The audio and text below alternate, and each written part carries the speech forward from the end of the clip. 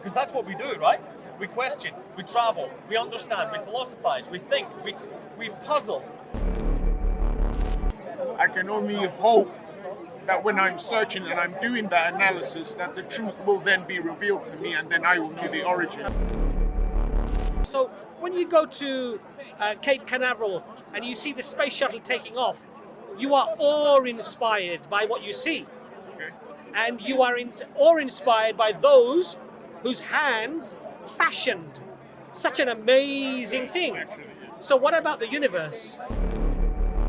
So if we accept that the idea that it's created by a creator God, right? Is it also reasonable to assume its motivation? Motivation. Well, why? Why did it create everything? So what you've done is you've taken away aspects of the decision to where it's only acceptance or refusal. It's more honest. I appreciate certain. It's easier. It's easier. It's easier. But the point here is that, you know, there's a verse in the Quran and it says this, and they ask you for signs. Tell them, have I not shown you enough?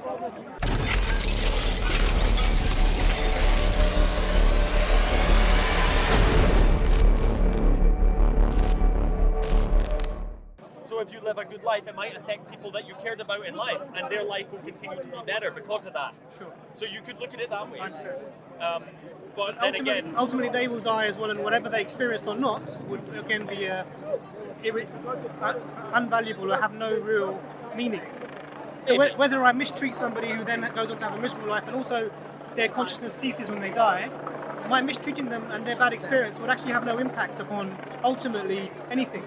Because, sure, I understand. I'm just making the point that I'm making is if you remove God from the equation, actually you remove all morality, ultimate morality, you remove all objective morality they call it, or you remove all ultimate value that we would place in things.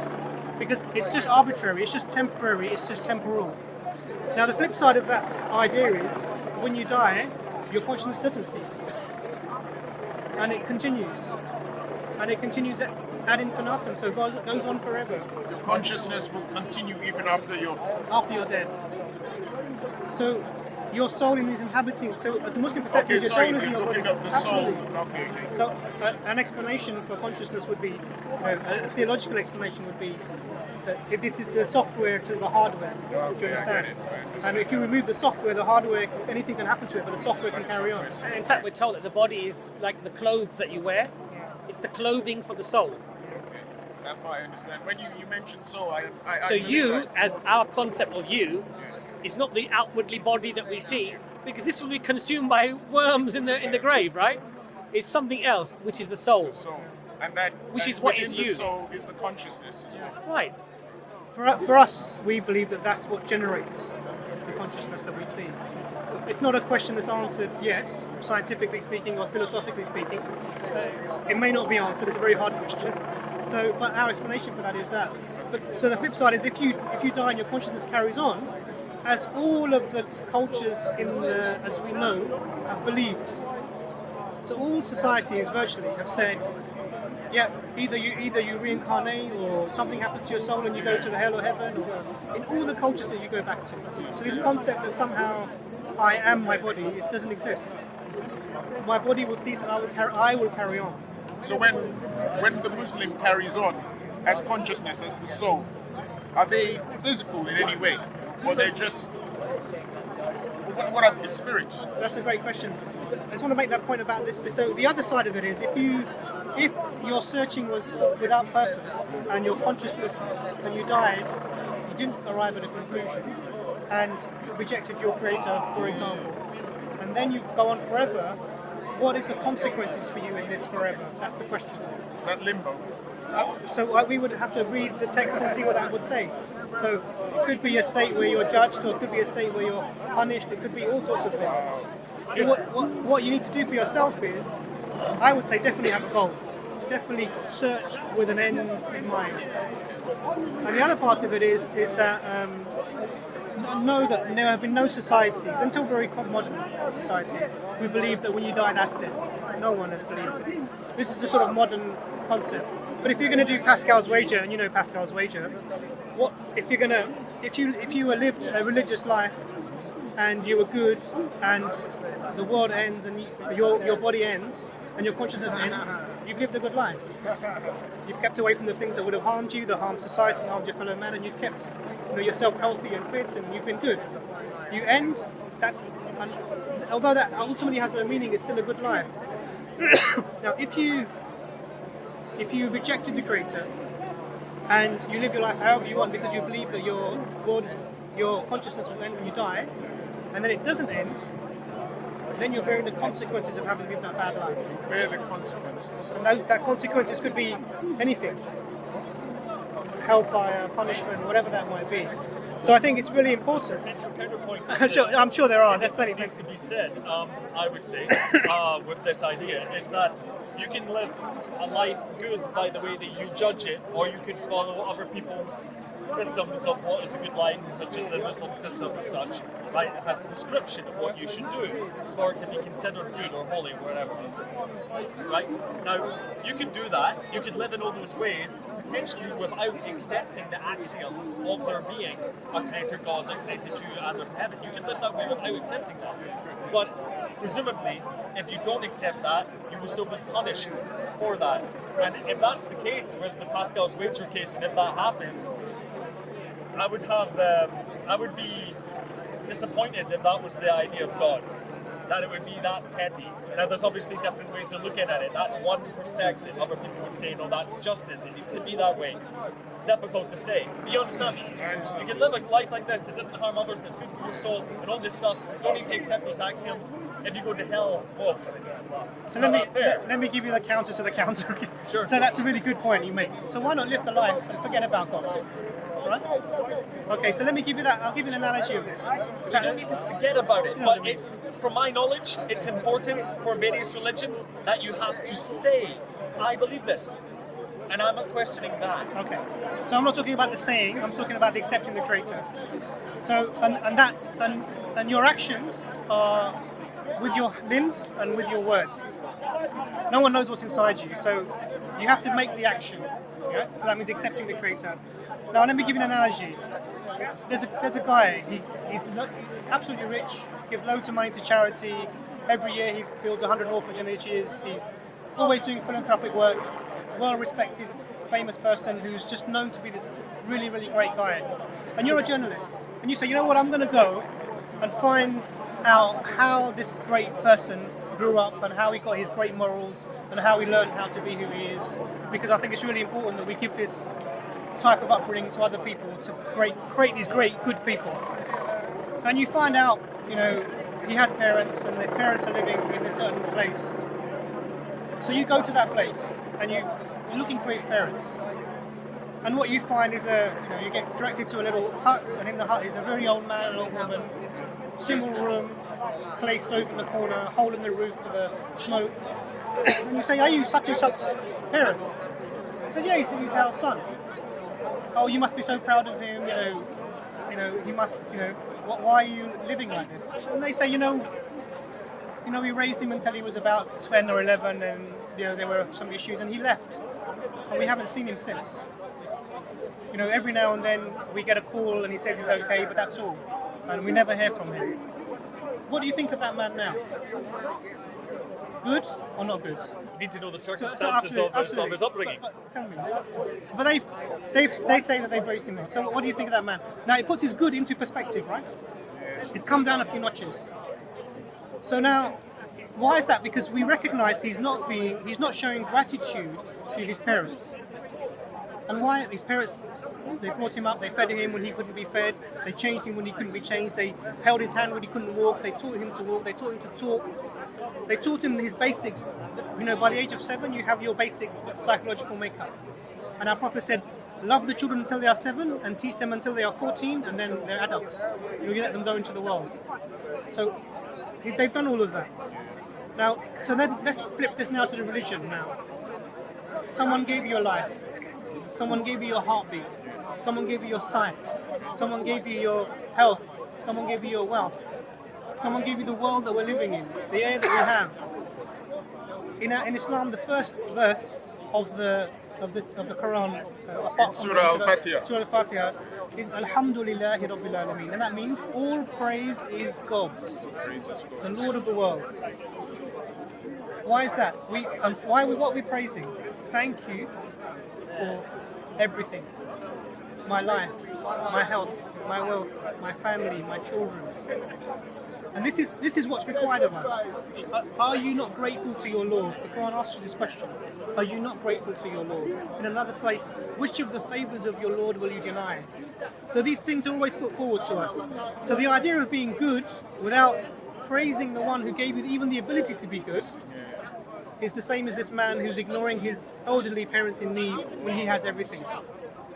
That's insults into the Creator. And one of the other concepts Imran touches on is mashallah, very well explained, is that we are a slave and we worship something regardless of whether we want to or we don't. You look at society, humanity today. If you're a man of science, when you sit next to Hawkins, you don't talk to Hawkins and revere that person the same that you would revere the one who was sweeping the road outside. Yes? Because now you're a scientist, you look at him, you shake his hand, you want your picture with him. This is a form of, you could say worship, you could say, holding him in high esteem, showing gratitude for his input of what he's given to you, right? Etc., etc.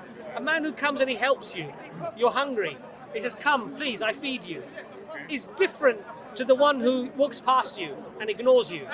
So we worship Allah, we revere Allah, we accept Allah just for the fact of who Allah is. The majesty of Allah is such. So when you go to Cape Canaveral and you see the space shuttle taking off, you are awe-inspired by what you see. And you are awe-inspired by those whose hands fashioned such an amazing thing. So what about the universe? Who fashioned that? Well, that's the thing. I don't know who fashioned it, but whoever did is someone amazing. Right. So whoever fashioned the universe and fashioned everything in the universe, and not only fashioned it, but we say, Allah says, kun fayakun, simply said be, and it was.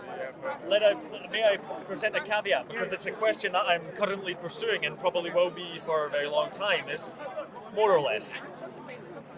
Also, all of the evil or the potential for evil and suffering is also inherent within being, and therefore also inherent in the creation. I would like to know what the explanation or justification is for that. I've got my own ideas about what it might be, but that's important to say. What was the question? The problem of evil, basically, is talking about the evil exists, the suffering exists. It's inherent. It's seemingly inherent within the system that the world, that the universe has been created, presumably by God. And why? Yeah, there's various answers. Shaitan was created by God, wasn't he? Shaitan was created by God, and Satan for the Christians. These concepts have been discussed and are even being discussed even within Islamic theology and Christianity and Judaism, etc., etc. Now, it's all about perspective. Now, if I were to show you, and you weren't medically trained, and you hadn't seen this procedure before, I show you a woman, suddenly a man comes with a sharp implement and he cuts open her stomach,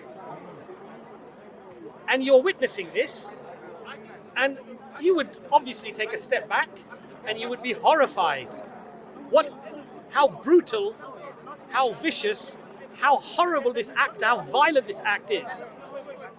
But if now a doctor, a person of science, knows that this woman had a breach during the birth, and in fact the surgeon has actually saved her life by what would appear outwardly as a harmful, a violent act of cutting her open, but in fact he's been merciful to her by conducting what he conducted. Now, I'm not saying this necessarily answers the whole concept of evil, but what I'm saying is that we have to, as human beings, be careful, and I have mentioned this, and I quote a brother who mentioned this, is that we have the pixel and Allah has the picture. Our perception of something that we may perceive to be harmful or to be bad, in reality, in the growth of humanity, the growth of our own souls, and the turning to God as a consequence, may actually result in something far better than the evil that perhaps we may have witnessed. You see my point? I see your That's point, my yeah. perspective, but Imran will probably have a better. But I want to be able to see the whole picture, and I just have that one pixel piece yes. or that one pixel. Right. I want to see the whole. Imran may have a better I'll give example. you a thought experiment. So we talked about agency, judgment only if you have the ability to make choices. If you don't have this free will, then you can't really be judged. So one requirement for being able to be judged by any being is that you have an ability to make a choice. So let's do a thought experiment. Let's make a world, and this is your philosophical, you probably come across this argument. So let's make a world in which there is no evil or suffering at all. There's no choice. Ultimately, it's an amoral world. Everything, and even there is no good either. That's right. Because everything is. So as soon as I think a bad thought, it changes. If I were to try and stab this person with a knife, it becomes a butterfly. If I were to jump off a cliff, I would start to fly. In that system, I'm bereft. I've taken the choices are taken away from me. I become a being that has no choice, and I can't be judged. I have no moral capacity. Flip it the other way. Let's take a world in which only evil happens. Everyone is killing each other, everyone is raping each other. No one can do good. There's no way of judging it. You cannot judge that system. That's Same right. way. Why? Because there is no choice for the individual there. If he tries to give you a food, it will automatically be turned into poison. If I try and hug you, I'll end up giving you a choke and I'll be killing you. There is no way to make a good choice. So there's no such thing in that. So the only system in which you can have moral judgment of a creature is if that system within which that creature is has both good and evil within it. Yeah, I agree with this. And the way to think about it is, if I have a blackboard and I get a black chalk and I make a line, will you see the line? Yeah, you would. If I have a blackboard and yeah. a black Oh no, you won't see anything. it. You won't see anything. No, But sorry. I need the black to make the white line seen. So you need the good to make the evil apparent. Contrast from the two. Absolutely, and you need the evil to make the good apparent. And what's interesting about that is this dichotomy seems to be necessary to see the whole. Absolutely. We're living in a very paradoxical world. They cannot be good without evil. They cannot be nice Because without. there's nothing to measure against. Yeah, Nothing to measure You know, brother, fundamentally though, these very deep philosophical questions, I'm not saying that they're fruitless, but what I'm saying is that, a child, a 2-year-old, that sees a ball land in front of it, looks over its shoulder to see where the ball came from. It's intrinsic within that child. Nobody taught the child. So when Allah says in the Quran, did this universe give birth to itself? It's asking the child, where did the ball come from? You see my point? It sounds a lot easier when you put it that way. Yeah. You understand? Yeah. And so the universe came into existence. We know it came into existence. If it didn't and something else physical brought it in, then it must have come into existence. And if that was not the first cause, then there must have been something that brought it into existence. Ultimately, Allah is telling you, use your brain, man. Why can you not see that all of this has come from something? You understand? And just as a child doesn't need a reminder, the fitrah does not need the reminder, but you just need to uncloud the fitrah. Yes. And then you see where the ball has come from. Because I feel it's coming from somewhere, but I don't know where it's come from. Like So let's take that and assume it's right? That we see something and we infer the cause. It's still an inference, right? And it's an inference about an entity that's not human, right? It's God, right? So we're applying the rules that apply to this universe upon God. That might not be the case. You know what I mean? If you throw a ball, it has to have someone throwing it. But if the universe is a creation, does it need to have a creator? I'm not sure the same rules would apply. That wasn't actually the point I wanted but to if make. the universe has a creator, is a creation, does it need a creator? Yes, it would. I remember it now. Okay, let's say that that's the case. This is what I actually wanted to say. That doesn't actually tell you anything about the nature of that God. Yeah, I agree. I agree. So the later We agree. knowledge about what this God might be and want and etc. maybe is less certain. So remember, just to that's a really good point. That knowing that there's a creator doesn't give you information about the creator itself. How will we find out about the creator for us? But you find out through the Quran and Hadiths. So what is this? So the only way we can know is if the creator tells us. I can't find out something about a creator who is outside of the universe. something that the Creator doesn't tell me. I have no access to get that information. So remember I mentioned 124,000 prophets have come across the world? So this is the Creator telling mankind About himself, about the Creator. Okay, now I'm getting confused. I thought he was telling us about ourselves through the Fitrah. So the Fitrah is our internal understanding and acceptance that there is a Creator. There is a Creator. But this doesn't tell you about the He Creator. doesn't tell you. So it's like you know there's a car, but you don't know if it's a BMW, how big the engine is. I see what you mean. Makes sense. That's why you need the Absolutely. prophets. So the details and about message. absolutely. So if you feeling, look yeah. back in history, and I mentioned that all these people, all these different cultures and societies and religions had a concept of an ultimate creator. So we have people separated by time, by space, so geography, by culture, by language, who all come and said that there is a creator, he is one, and this is what he's asking you to do. All of them have said this. So we have to account for this. How can this be? And one way of accounting for it, from a Muslim perspective, is that all these different data points, separated by time and geography and culture and language, all point towards the same place, which is there must be a creator.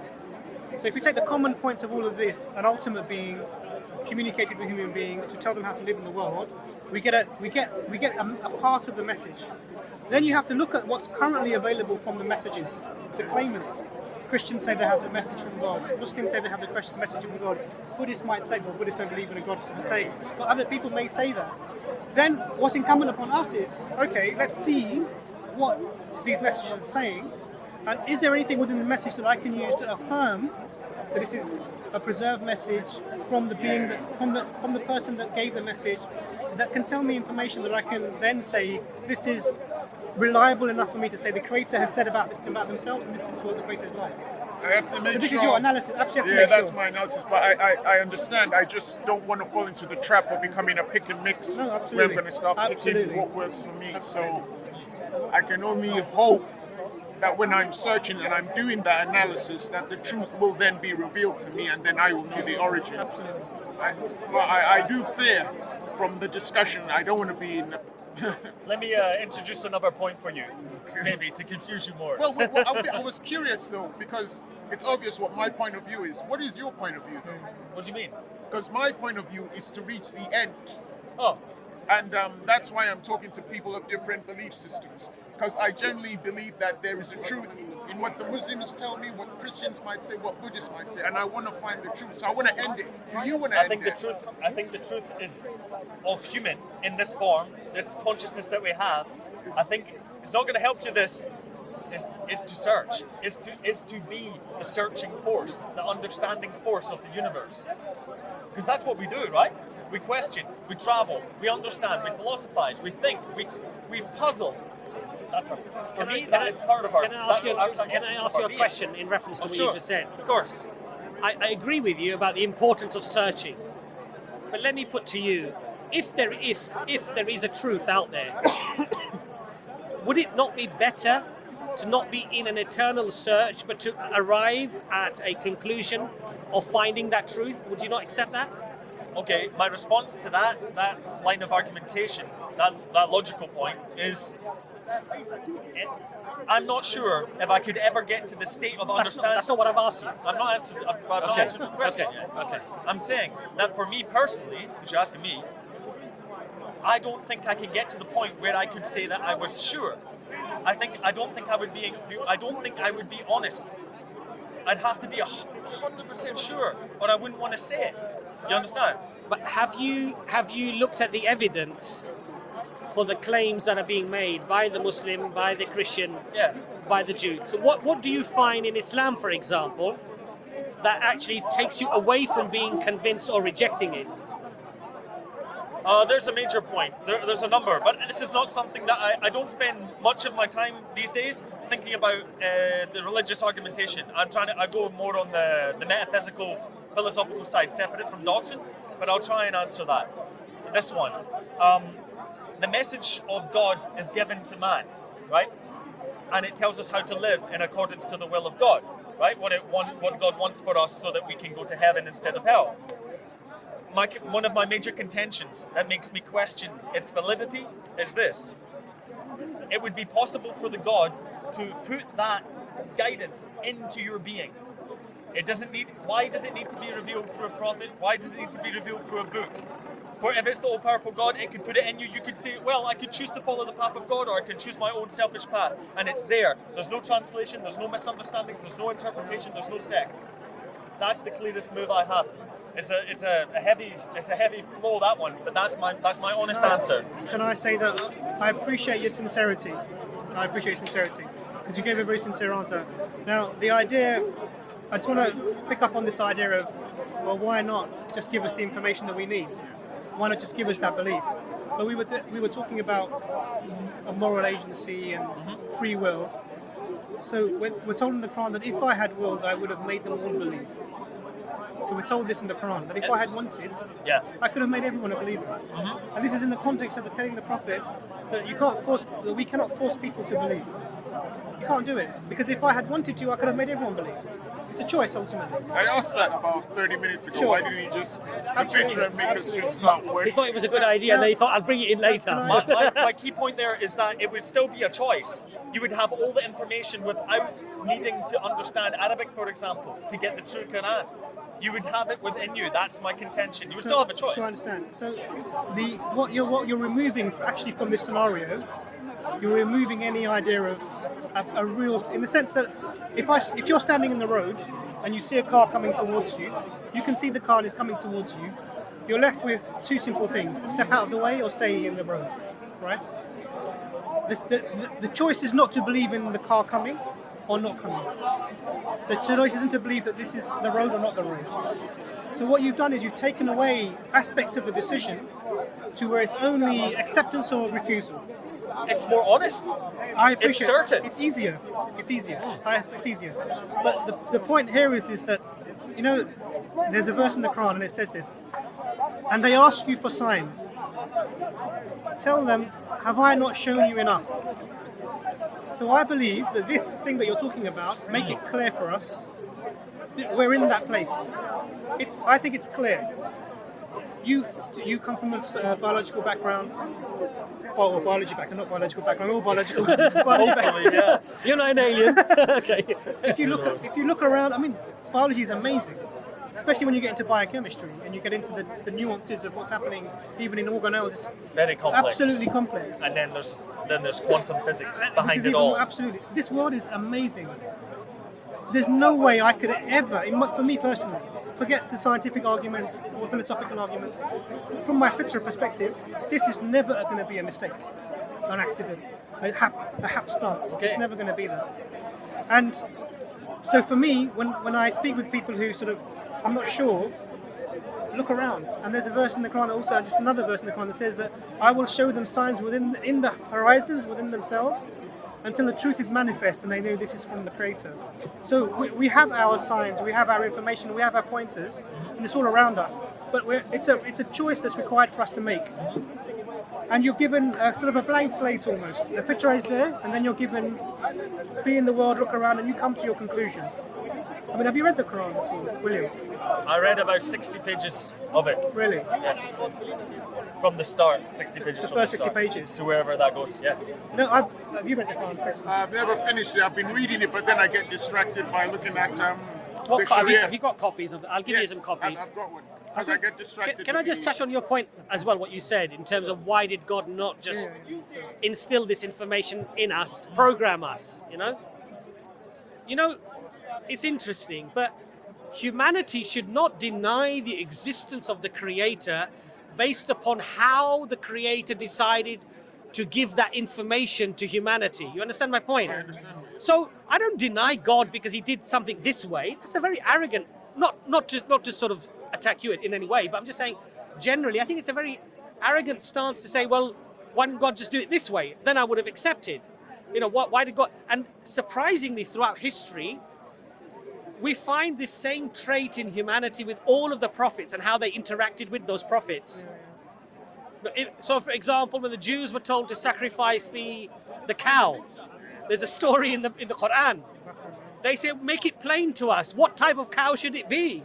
And then they were given, Musa alayhi salam, Moses gave them what type of cow it should be. Then they said, oh, we are confused, tell us, whether it should be young or it should be old, or whether it should, what color it should be. Eventually, Allah gives them the specifics of what color the cow should be, that it should not have soiled the pastures, etc., etc., etc. Then finally, they say, you've made it plain to us, but there was only one cow in the entire area that was left. That was the description of that cow. So the woman who owned the cow decided, I'm going to ask for a hefty price now, because now I know what you want. So when they finally sacrifice it, Allah says, they did not sacrifice it willingly with good heart. So these endless questions of why did God do it this way? Why not that way? This does not agree with me.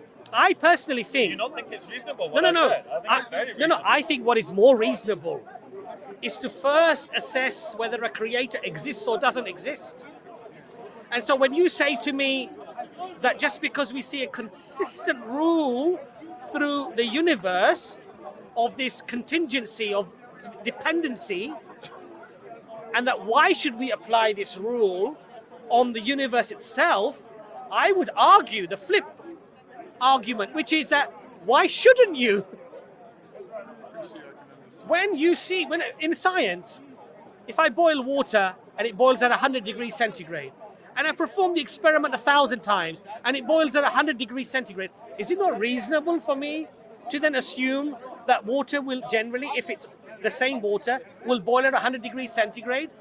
But the person who says, no, the universe could have just come from nothing, is telling you, I know you've done the experiment 1,000,000 times and it's always boiled at 100 degrees centigrade, but it could boil at 105. You understand my point? I'm not saying that is necessarily evidentially provable that God exists, but I'm saying, is it a reasonable assumption to make? More than reasonable. And I would say it's a very reasonable assumption to I would say make. it's reasonable, but then maybe we're all biased. when we Yes, say that. but you could argue that, but you're not Muslim. No. You're not a person of religion. You've arrived at the same conclusion, that it's quite reasonable. And this is what I say to people who are atheists, that my stance of saying that the universe is contingent and that it needs an explanation, and one of those explanations is a rational explanation, which is that something uncaused brought this universe into existence Can I raise a point? in contingency, is an unreasonable argument to make. And I don't feel that it's an unreasonable one. Okay, so if we accept that the idea that it's created by a creator God, right? Is it also reasonable to assume its motivation? Motivation. Well, why? Why did it create everything?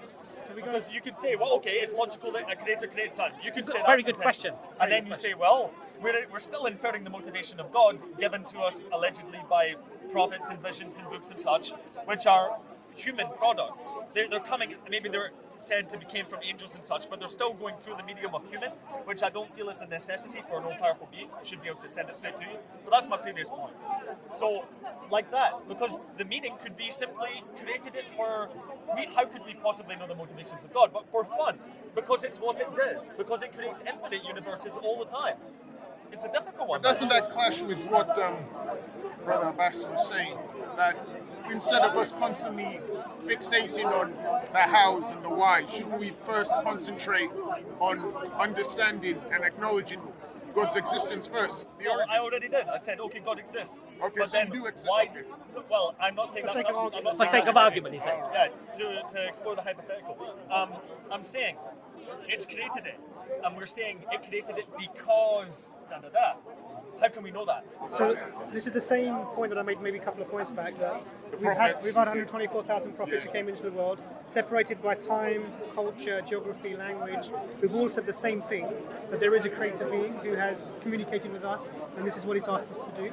We've brought different texts over time. If you look at the general texts, there are common threads we find. The God is one. He wants you to worship him alone without partners, which is the basic message throughout all of the systems. And if you want to know about our purpose, then that's the place to look. But if before you do that, you need to verify that information. Is this reliable? Is it preserved? Is it from the person who's made the claim? Is it possible to be reliable about such ancient stories? I would say no. Do you think so? Yeah, unfortunately, to take them as literal truth. But my perspective on old mythological stories or that they have a purpose. They have a purpose to guide us in life. But for me, it doesn't mean that they are true in the true sense. There's a being of God, but the meaning of them in your life can be true. Like it'll help you live well. Interesting That's what point, I mean. which ties in the whole Quran. Is it literal, or there's some parts which are allegories? So, both. Oh, they're both? Yeah, there are some parts which are. So the Quran says there are some verses in the Quran says this itself.